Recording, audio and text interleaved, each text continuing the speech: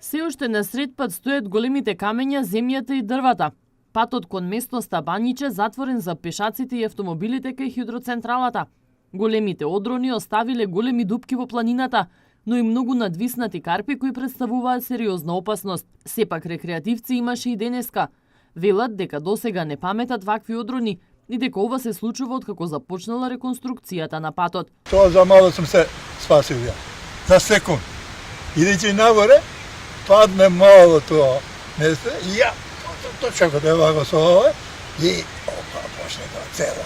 Се дргат се спаси. Фала Богу, зашто го држим без паре, без ништо, Господ не чува. Тоа чудо беше.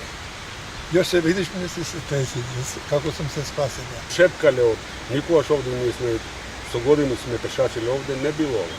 Него сега као да го прават путот, а не се тука, како што видите, вие не се тука и доаѓа до ова ситуација. Се чувствувате ли безбеден на патов сега? Ебе ја кога проаѓам со едното око гледам нагоре. Ја имам 70 години, али уште сум во состојба да си бегам. Него деца проаѓаат тука. Луѓе што не го знаат терените овде и може да се случи. Не дај Боже да се случи. Кога врне има големи одрони. Имало ли до сега одрони вакви, од вакви размери? Од вакви размери немало. Сега од кај почна путот да се прее, има големи одрони. Иако состојбата е алармантна и денеска 5 дена после одронот никој не работеше на терен. Надлежните само апелираат луѓето да бидат внимателни.